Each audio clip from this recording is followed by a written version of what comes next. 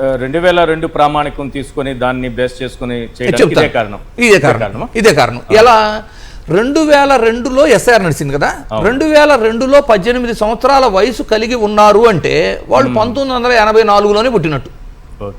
అంటే 1987 కంటే ముందు పుట్టిన వాళ్ళంతా భారతీయులైనప్పుడు 2002 ఎస్ఐఆర్లో పేరు ఉన్న ప్రతి ఒక్కళ్ళు భారతీయులే కదా. సింపుల్. వీళ్ళేం ఆలోచించారు ఎలక్షన్ కమిషను, 2002 ఎస్ఐఆర్ని ప్రామాణికంగా తీసుకుంటే మ్యాపింగ్ చేయగలిగినంత ఈజీ అయిపోతుంది, సో పని తగ్గిద్ది, ఇది సౌలభ్యంగా తీసుకున్నారు. కానీ ఇక్కడే వచ్చింది చిక్కు, మేజర్ ఇష్యూ ఇక్కడే వచ్చింది. కన్ఫ్యూజను, ప్రజలకు అర్థం కాకపోవటము, 2002లో ఎక్కడో ఉండటము, ఇప్పుడు వేరే ప్రాంతాల్లో నివాసం ఉండటము, ఆ మ్యాపింగ్ చేసుకోలేకపోవటము, మ్యాపింగ్ జరగకపోతే ఏమైపోయిద్దో అనే అపోహలు, ఒకవేళ ఇప్పుడు ఓటు హక్కు కోల్పోతే పౌరసత్వాన్ని నిరూపించుకోవాల్సిన పరిస్థితులు ఎదురవుతాయా అనే భయాలు.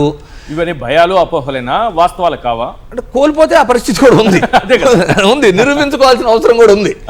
అయితే సార్ ఇప్పుడు జరుగుతున్న ప్రొసీజర్ ఎలా ఉంది, ఆల్రెడీ ప్రభుత్వం ఆంధ్రప్రదేశ్ విషయానికి వస్తే ముందుగానే 65% of the voters mapping complete అయింది అని చెప్పారు.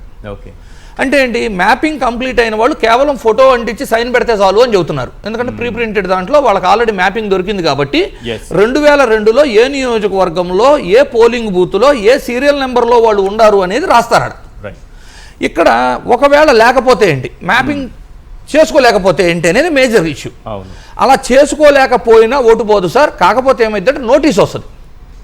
ఆ నోటీస్ వచ్చినప్పుడు మనం ఇందాక 3 కేటగిరీస్ చెప్పుకున్నాం. 1987 కంటే ముందు పుట్టారా, 1987 నుంచి 2004 మధ్య పుట్టారా, 2004 తర్వాత పుట్టారా, ఈ 3 కేటగిరీస్ వైజ్ మీకు నోటీస్ వచ్చినప్పుడు సదరు డాక్యుమెంట్ సబ్మిట్ చేసుకుంటే మీ ఓటు కాపాడుకోగలరు.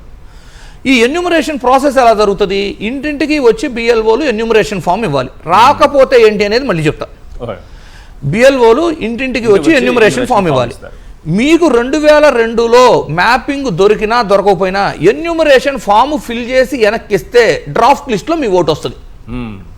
కానీ డ్రాఫ్ట్ లిస్ట్లో ఓటు వచ్చినా 2002లో మ్యాపింగ్ చేసుకోలేకపోయిన వాళ్ళందరికీ నోటీసులు వస్తాయి. ఓకే, ఈ నోటీస్ లో ఉన్నా సరే నోటీస్ వస్తుంది.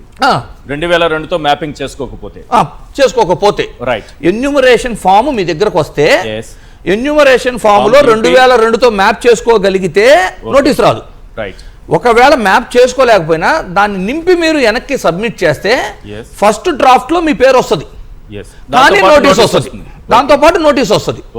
ఆ నోటీస్కి మీరు ఏం చేయాలి, ఈ 87కు ముందు పుట్టి ఉంటే సదరు ఓటర్ యొక్క ఈ 12 డాక్యుమెంట్స్ పెట్టారు ఎస్ఐఆర్లో, ఈ ఏదో ఒక డాక్యుమెంట్ని ప్రొడ్యూస్ చేయాలి డేట్ ఆఫ్ బర్త్ కన్ఫర్మేషన్ కోసం. 87 నుంచి 2004 మధ్య పుట్టారు, సదరు ఓటర్ యొక్క ఈ 12 డాక్యుమెంట్స్ ఏదో ఒక దానితో పాటు తల్లి లేక తండ్రితో ఒక ప్రూఫ్ సబ్మిట్ చేయగలగాలి. 2004 తర్వాత పుడితే 3 డాక్యుమెంట్స్, తల్లి ప్లస్ తండ్రి. సో ఎన్యూమరేషన్ ఫామ్ నింపి ఇవ్వటం ప్రధానం ఫస్ట్ ఈ ఫేజ్ లో.